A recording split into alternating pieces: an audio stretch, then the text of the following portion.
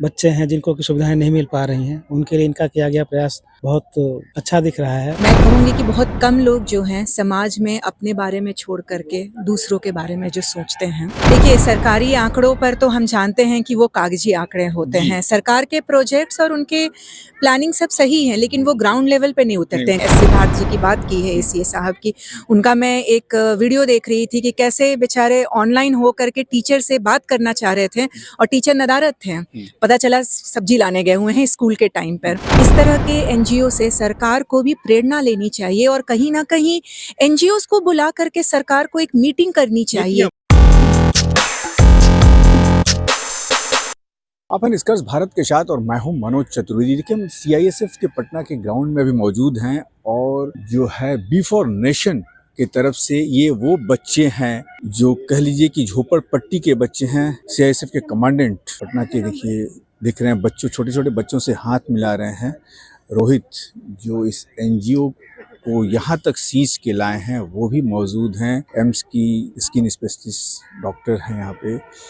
और ये कहना पड़ेगा कि इन बच्चों के भविष्य को संवारने में जो योगदान रोहित जी का है वो काबिले तारीफ है। सबसे बड़ी बात है कि इन बच्चों को सींच कर फिर इनको एक प्लेटफॉर्म दे देना, जिसमें रोहित जी लगे हुए हैं। सीआईएसएफ के कमांडेंट मिस्टर पांडे हमारे साथ हैं। क्या लगा सर?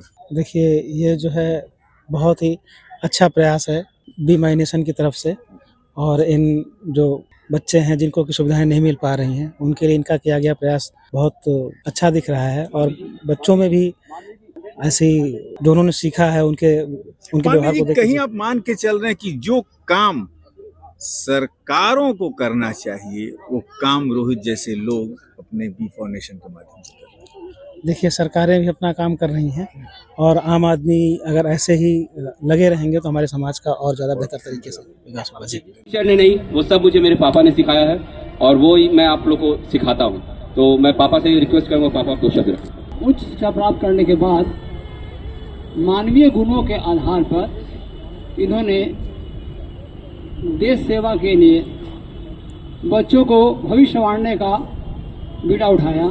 हमारा जो काम है पत्रकारिता का, कि आज जो मैंने ये देखा यहाँ पे कि इस चीज को सरकार तक निश्चित तौर पर पहुंचाया जाए कि ये जो बच्चे आपके सानिध्य में पल बढ़ रहे हैं, इन्हें फिर आगे जाकर बड़े से स्कूलों में आपको एडमिशन कराने की कहीं दिक्कत नहीं हो। और इसके लिए मैं, हमारा जो पत्रकार एसोसिएशन है, इसमें आवाज उठाने की कोशिश होगी कि राइट टू एजुकेशन में जो भी चीजें हैं उसका लाभ रोहित जी इनको दिलाया जा सके। और ये जो आप काम कर रहे हैं ये बहुत ही अच्छा काम है, लगे रहिए। और पत्रकार एसोसिएशन के अध्यक्ष होने के नाते भी जो भी मेरे से सेवा होगी आप बेहिचक बताइएगा, मैं तैयार हूँ। क्या मानती हैं, कितना सराहनीय कदम है? आप भी इस एनजीओ से जुड़ी हैं, मैं भी अब जुड़ गया। देखिए, ये जो मुहिम चालू किया है रोहित जी ने, मैं कहूँगी कि बहुत कम लोग जो हैं समाज में अपने बारे में छोड़ करके दूसरों के बारे में जो सोचते हैं, उस मामले में इनका बहुत ही सराहनीय कदम है। और सिर्फ इतना ही नहीं, जो भी बीच बीच में इनके चैलेंजेस हो रहे हैं उसको इतना वो ब्यूटीफुली हैंडल कर रहे हैं। जैसे छोटे बच्चों को उनके घर से निकालना, उनको डिसिप्लिन के साथ पढ़ाई में, खेल में या किसी भी अन्य कार्यक्रम में उनका पार्टिसिपेशन जो है, उसको करने के पीछे कितनी मेहनत होती है, ये हम मैं रोक रहा हूँ। देखिए, डॉक्टर बीना ने एक बात कही कि घरों से निकाल कर बाहर ले आ रहे हैं जो बच्चे पढ़ नहीं पा रहे हैं, लेकिन सरकार की तमाम जो योजनाएं हैं, मैं फिर से सरकार के ऊपर ये कमेंट कर रहा हूं कि सरकार की वो योजनाएं आंगनबाड़ी से लेके सब कुछ चल रहे हैं, लेकिन वहां इतने बच्चे आपको नहीं दिखेंगे। सरकारी आंकड़े भले बढ़ाकर दिखा दिए जाते हों, लेकिन बच्चों को, इन जैसे बच्चों को घरों से बाहर निकाल के एजुकेशन देना कितना मुश्किल काम है, ये मैं तमाम जगहों पर देखता हूँ। मानती हैं बहुत मुश्किल काम है ये? देखिए, सरकारी आंकड़ों पर तो हम जानते हैं कि वो कागजी आंकड़े होते हैं। सरकार के प्रोजेक्ट्स और उनके प्लानिंग सब सही है, लेकिन वो ग्राउंड लेवल पे नहीं उतरते हैं। ग्राउंड लेवल पर रोहित जी, शिवेंद्र जी लोग उतर करके इस काम को आगे बढ़ा रहे हैं। जो काम सरकार का कायदे से होना चाहिए था, वो ये लोग कर रहे हैं। और इसमें अल्टीमेटली लाभान्वित कौन हो रहे हैं? वही जो समाज के अपेक्षित बच्चे हैं, जो गरीब बच्चे हैं।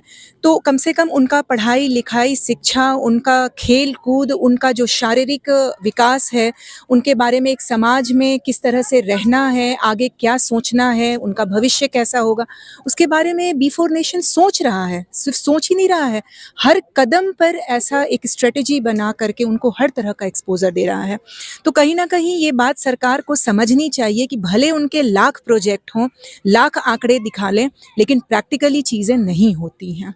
डॉक्टर बीना ने बहुत बड़ी बात कही, और ये मैं मीडिया के माध्यम से जो एसीएस हैं बिहार सरकार के, एस सिद्धार्थ, उनको बता देना चाहूँगा कि आप जो अपने बच्चों से, अपने शिक्षकों से लेकर और आंगनबाड़ी की जो शिक्षिकाएं हैं, उनको जो आप कहते हैं कि बच्चों को घरों से निकाल कर ले आइए, तो जो सरकारी नौकरी का तमगा उनके ऊपर लगा है ना, वो जानते हैं कि उनकी हाजिरी बनेगी, उनकी तनख्वाह मिलेगी उनको। बच्चे आते हैं घरों से निकल के या नहीं आते हैं, बच्चे क्यों नहीं आ रहे हैं, उनके घरों में क्या परेशानी है, ये आपके अधिकारी देखने नहीं जाते हैं। लेकिन रोहित जैसे लोग बच्चों के घरों में क्या परेशानी है, विद्यालय क्यों नहीं आ रहे हैं, कल नहीं आया तो आने के पीछे का क्या कारण है, इन सारी चीज़ों को देखते हुए बखूबी, और माँ बाप भी समझते हैं कि ना, बच्चे हमारे जब रोहित जी के यहाँ बी4 नेशन में जा रहे हैं तो निश्चित तौर पर कुछ सीख रहा होगा, कुछ समाज में अपना बड़ा होकर योगदान देगा।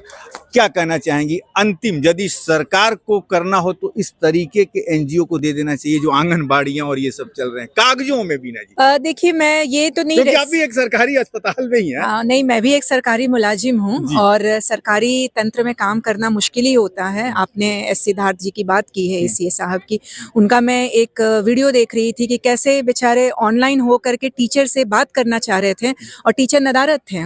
पता चला सब्जी लाने गए हुए हैं स्कूल के टाइम पर। तो सरकार हायर लेवल पे तो कोशिश करती है, लेकिन वो चीजें लोअर लेवल पे परकोलेट नहीं हो पाती हैं।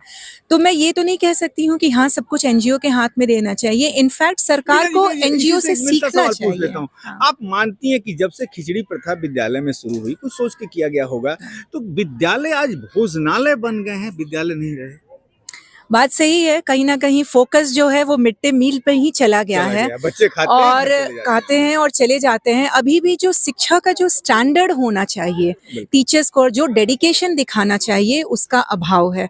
तो इस तरह के एनजीओ से सरकार को भी प्रेरणा लेनी चाहिए और कहीं ना कहीं एनजीओ को बुला करके सरकार को एक मीटिंग करनी चाहिए कि क्या नीतियां बनानी चाहिए और कैसे उनसे हेल्प ले सकते हैं। उनको अपने साथ इंक्लूसिव करना है, मिला करके कोलैबोरेटिव एफर्ट्स लेना चाहिए, ना कि उन्हें छोड़ करके, क्योंकि वो अपना तंत्र तो देख रहे हैं कि वो कमजोर पड़ चुका है।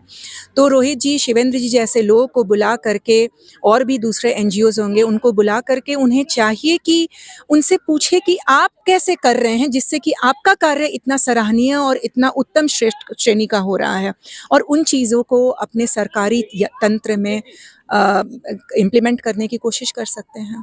तो ये थी डॉक्टर बीना, एम्स की प्लास्टिक सर्जन है, जो साहित्यिक बातें जिन्होंने कहा कि इस तरीके के एनजीओ से सरकार को सीख लेनी चाहिए कि आखिर आंगनबाड़ी में 10 बच्चे नहीं आते और एनजीओ में आज करीब करीब संख्या आप 50-60 से ऊपर देख रहे हैं। अब देखना यह है कि नीतीश के सुशासन के जो अधिकारी हैं कितना कुछ सीख पाते हैं, इस पर भी नजर रहेगी। आप बने रहिए हमारे साथ।